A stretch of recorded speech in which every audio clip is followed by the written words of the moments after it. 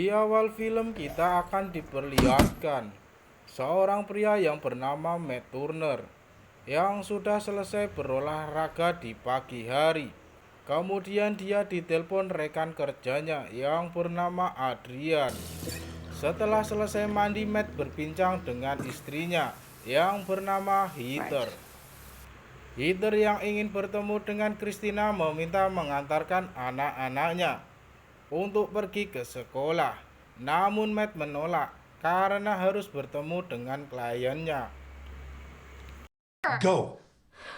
We'll be done. Terlihat Matt yang kurang perhatian dengan keluarganya.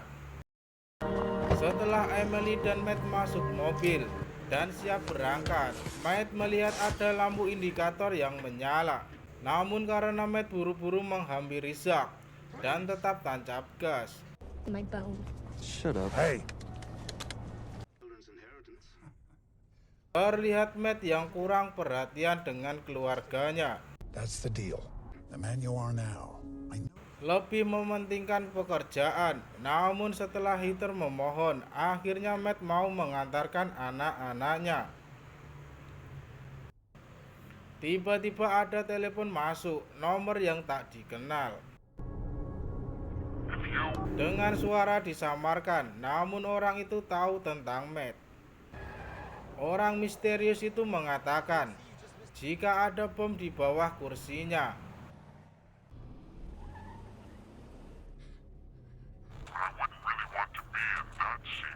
Jika berani mematikan telepon, maka ia akan meledakkannya. Dan bom itu aktif saat ia mendudukinya. Kemudian Matt memfoto bawah jok mobilnya untuk memastikan, dan ternyata benar ada sebuah bom yang ditaruh di bawah kursinya. Setelah benar ada sebuah bom, wajah Matt menjadi panik dan ketakutan. Just checking the car. Matt memberitahu anaknya jika ada sebuah bom di kursinya dan memintanya untuk tetap tenang. Kembali HP berdering. Matt terlihat kebingungan. Apa yang harus dilakukan? Dad.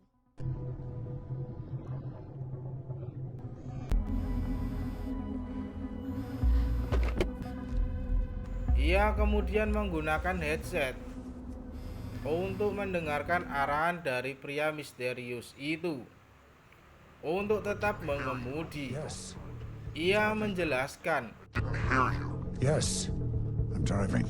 bom itu akan meledak jika bobot mobil itu berkurang, dan bom itu memiliki remote control jarak jauh yang akan bisa diledakkan jika tidak mematuhi perintahnya.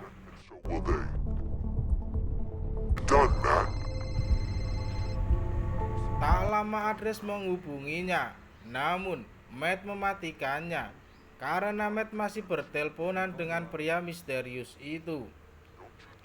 Lalu ia melihat orang mengendarai motor mengikutinya. Untuk memastikannya mencoba terus berkendara, namun motor itu terus mengikutinya. Ditambah lagi pria itu mengatakan dia akan terus mengawasinya. My children are gonna like it. Matt yang merasa diikuti mencoba untuk menghentikannya. You almost took my finger off. Matt mencoba mempercepat laju mobilnya, namun kendaraan itu terus mengikutinya dengan mengerem mobilnya secara mendadak hingga pengemudi itu menabrak mobilnya.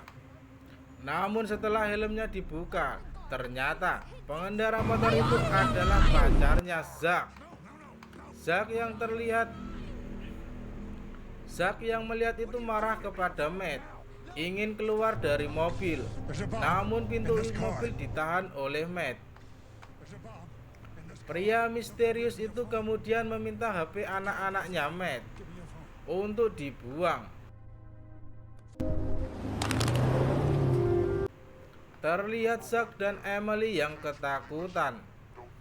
Pria itu kemudian menyuruh Matt ke lokasi yang sudah ditentukan. You do. Kemudian ada telepon masuk dari rekan Matt, Sylvain. Pria itu menyuruh mengangkat telepon Sylvain dengan panik mengatakan, He said we're gonna die because of you. Okay. dengan panik mengatakan pada Matt, kalau ada bom di dalam mobilnya, serta ia akan mati karena Matt. Tak lama Matt sampai di tempat Sylvain.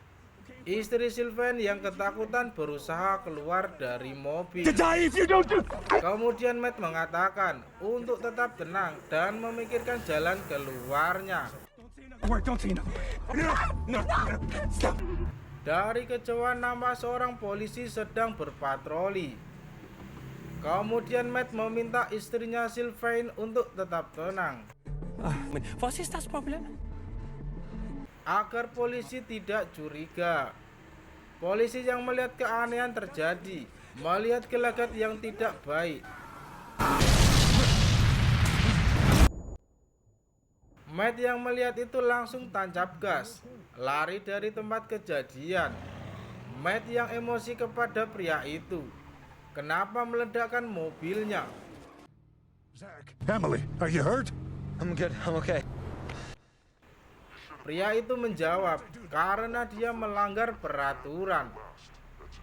Matt kemudian bertanya, apa yang kamu inginkan? Pria itu kemudian meminta Matt menghubungi Heather untuk mengambil uang di sebuah brankas bank. Matt meminta pria itu mencari target lain.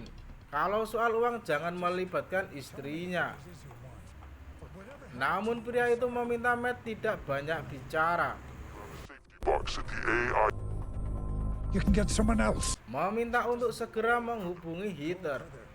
Matt sudah menghubungi Heather, namun HP-nya di luar jangkauan, sehingga Matt hanya meninggalkan pesan. Namun tidak ada jawaban. Pria itu meminta untuk terus menghubungi Heather. Answering. I know she's with you, and I need to speak to her. Heather. Answering. I know she's with you. What does that mean? Lalu Matt menghubungi Christina. Christina mengatakan kalau dirinya tidak bersama istrinya. Christina mengatakan kalau Heather menemui pengacara perceraian.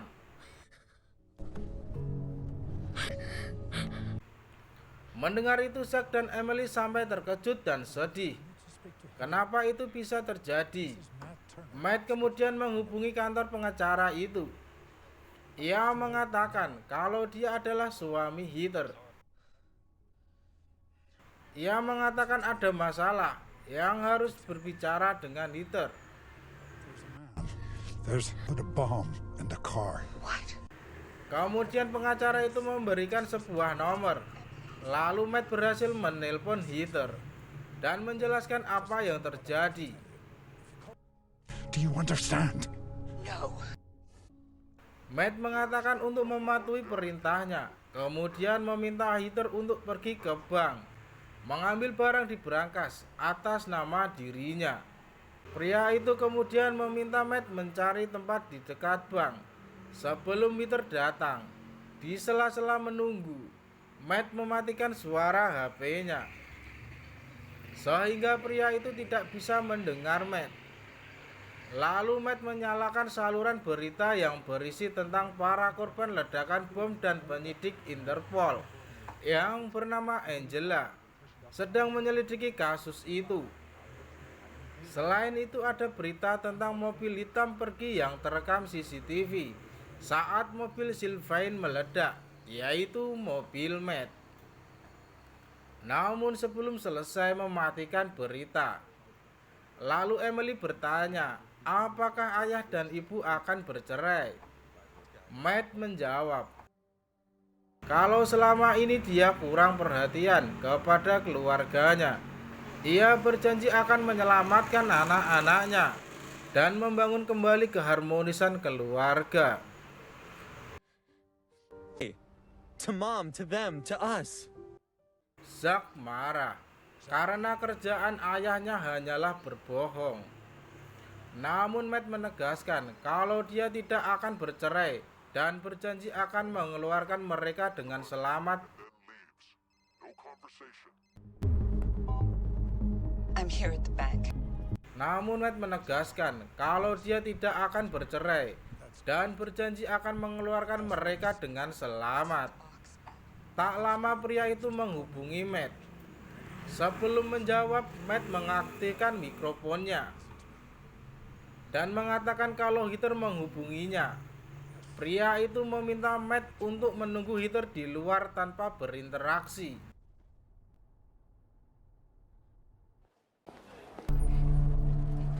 Look down the street. Meminta Heather untuk menghubunginya lagi setelah keluar dari bank. Saat Heather berjalan ke arah mobil Matt, I've got it. Change of plan. pria itu merubah rencana, And Heather, meminta uang Listen itu to me. diserahkan kepada pria yang duduk pakai jas biru. Saat uang itu diserahkan, tiba-tiba banyak polisi yang menyergap dan mengamankan Heather. Melihat itu, Matt bergegas kabur dari tempat itu. Ternyata yang memanggil polisi adalah pria itu. Pria misterius itu juga yang membahas tentang pelarian Matt. Yang Matt sendiri pun bingung yang dimaksud dengan pria itu. Pria misterius itu membahas dana investor yang digelapkan oleh Matt dan Andres, box at a local bank. Investors money. yang disimpannya di Dubai sebesar 20 juta. Yang disimpannya di Dubai sebesar 280 juta euro. Pria itu menginginkan uang tersebut. Pria itu kembali mengirimkan map yang harus Matt datangi di tempat itu. Bos Matt, Andreas, sudah menunggunya. Matt kemudian mengirimkan pesan kepada Andres, diminta tidak melakukan apa-apa. Setelah itu Matt membisukan HP-nya. Look at this photo. Lalu menunjukkan foto bom itu kepada Zack untuk memastikan bom itu diremote melalui HP. Di tengah perjalanan, Zack melihat berita kalau Matt menjadi buronan atas teror bom itu. Sesaat kemudian Heather menghubunginya, memastikan kalau posisi HP masih mute. Matt mengangkat telepon itu, ternyata yang berbicara adalah Angela. Mau meminta Matt untuk melepaskan anak-anaknya. Namun Matt mengatakan kalau bukan dirinya pelakunya. Namun Angela terus mendesak dan secara tidak langsung menuduh Matt pelakunya. Walaupun Angela mengatakan kalau dia percaya dengan Matt, Matt meminta mematikan jaringan telepon karena bom itu menggunakan jaringan HP untuk pemicunya. Namun Angela kurang yakin dengan perkataan Matt. Pria itu memanggil Matt dengan cepat. Ia mematikan telepon dari Angela dan mengambil HP-nya. Tak lama Matt sampai di tempat tujuan. Di tempat itu Andres sudah menunggu. Mereka saling berseberangan. Dipisahkan oleh sebuah rel kereta api. Pria misterius itu meminta Matt untuk menghubungi Andres.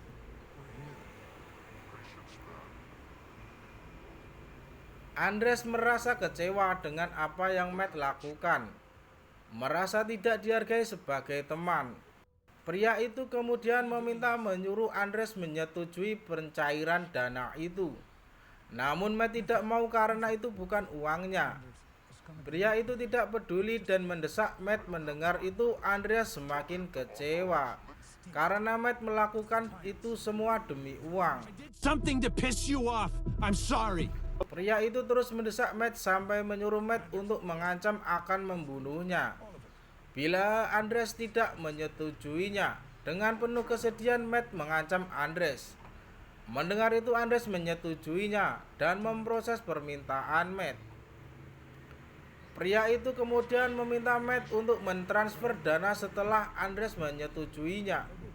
Tak berselang lama dokumen persetujuan Andres selesai, Matt kemudian meminta untuk melepaskannya setelah mentransfer uangnya. Listening. He's doing what it's over. Once I confirm the offer, yes. Sebelumnya, pria itu menyuruh Matt mengambil pistol yang ada di dashboard mobilnya. Setelah itu Matt memberi pilihan kepada Matt, membunuh Andres atau nyawanya sendiri. Dengan terus didesak, Matt mengarahkan senjatanya kepada Andres. Namun Matt tidak bisa melakukannya dan membuang senjata itu. Shit! Dad, don't do this! Please! Dad, he's your friend. Matt, let me get out! Dad, he's your friend. Don't let me go! Dad, Berbarengan dengan kereta lewat, tiba-tiba mobil Andres meledak. Beberapa serpihan mengenai mobil Matt dan melukai kaki Emily. Melihat itu, Matt meminta Zack untuk mengikat lukanya agar tidak lebih parah. Matt meminta Emily untuk tetap tenang. Dia akan segera mencari pertolongan. Hang on, baby. Dengan segera Matt mencari rumah sakit terdekat.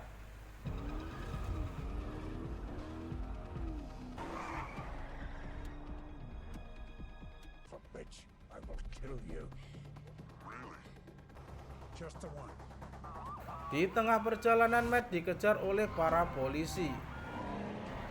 Matt berusaha lari dari pengejaran. Di sisi lain, pria itu meminta Matt untuk mencairkan dana tersebut. Namun tidak mau dan ingin berhadapan langsung dengan si penjahat. Singkat cerita, Matt masuk ke dalam terowongan dan suara si pria mulai terputus-putus. Dan sinyal hilang sampai akhirnya Matt berhenti karena sudah terkepung polisi.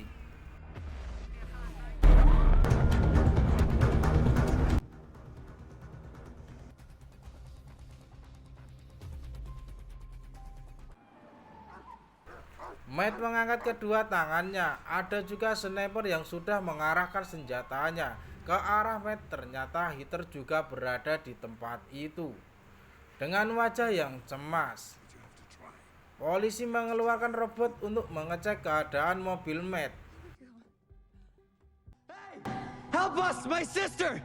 My dad didn't do it! Angela yang melihat kecemasan Heather mendekati mobil Matt, mengatakan untuk bernegosiasi menawarkan bantuan agar Matt tidak melakukan yang lebih gila lagi.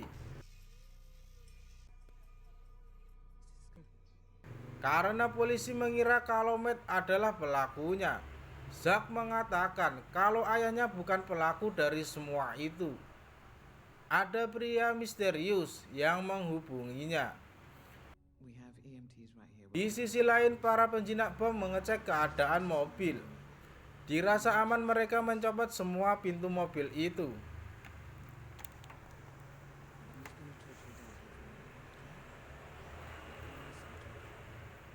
Sembari menunggu petugas, Angela menanyakan apa yang terjadi. Ia juga bertanya soal si penelpon apa yang ia incar. Walaupun dengan keraguan, Matt mengatakan tentang uang yang ada di Dubai diincar oleh sang penjahat dan tinggal Matt saja yang masih hidup yang tahu tentang uang itu. Para petugas kemudian mengeluarkan Emily yang terluka. Zack yang ingin tetap di mobil bersama Matt, namun Matt memberi pengertian kalau dirinya akan baik-baik saja dan meminta Zack untuk turun dari mobil. Mendengarkan perkataan Matt, Zack langsung turun dan disambut pelukan oleh Heather. Matt kemudian meminta untuk berbicara dengan istrinya. namun Angela tidak mengizinkannya. Please, hurry. But the bomb under your seat. Tapi setelah Matt memohon, Angela pun menurutinya. Matt mengatakan kalau bukan dirinya pelakunya dan meminta maaf apa yang terjadi dengan penuh kesedihan. Heather meminta Matt mengikuti instruksi polisi yang dikatakan dan segera pulang. Matt kembali mengatakan kalau bukan dia pelakunya. Angela mengatakan kalau yang terpenting sekarang keluarganya aman. Angela mengatakan kalau yang terpenting sekarang keluarganya aman. Merasa tidak dipercaya, Matt mempunyai keinginan untuk menangkap si pelaku sendiri. Saat Matt meminta baik-baik polisi untuk mundur, namun tidak digubris. Matt langsung memacu mobilnya, menerobos brigade. Sedangkan Angela dengan panik meminta untuk tidak menembaknya. Dan kembali terjadi kejar-kejaran. Setelah keluar dari terowongan, sinyal kembali. What's it gonna be? Hang it!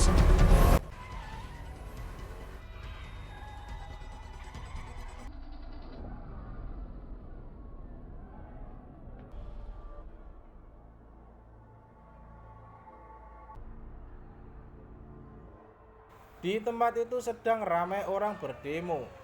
Matt dengan pelan-pelan sambil mencari si pria. Saat berhenti, Matt melihat seseorang memakai topeng. Namun bukan siapa-siapa. Tak lama si pria masuk ke dalam mobil dengan memakai topeng serta membawa pemicu bomnya. Si pria membuka topengnya. Ternyata si pria itu adalah Andres, rekan Matt. Matt mengatakan kalau mobilnya Andres tadi meledak. Andres mengatakan itu hanya trik untuk pengalian. Terjadi perdebatan di antara mereka sampai Andres memutar sebuah rekaman saat Matt mengancam Andres yang membuat Matt seolah-olah sebagai pelaku. Andres kemudian meminta Matt untuk segera mentransfer uangnya ke rekening kripto agar tidak bisa dilacak. Untraceable, impregnable. You really... Sementara itu si pria menyuruh Matt untuk menjalankan mobilnya. Matt kemudian menghentikan mobilnya di dekat sebuah danau yang cukup sepi di tempat itu. Singkat cerita, Andres mengancam untuk segera menghubungi bank dan segera mentransfer uangnya karena tidak ada yang ditakuti lagi. Matt lalu memacu kembali mobilnya. Andres yang ketakutan mengancam Matt untuk menghentikan mobilnya. Andres mencoba mengambil remote bomnya, sedangkan Matt mencoba membuka sabuk pengamannya. Belum sempat Andres mendapatkan remote bomnya, Matt sudah berhasil melepaskan sabuk pengamannya sehingga membuat jatuh ke sungai. Sedangkan Andres meledak dengan mobil Matt. Matt berhasil selamat. Film pun selesai. Sekian episode film kali ini. Jangan lupa tonton video lainnya. Jangan lupa subscribe, like, dan komen agar channel ini terus berkembang. Salam jumpa Sobat ISK.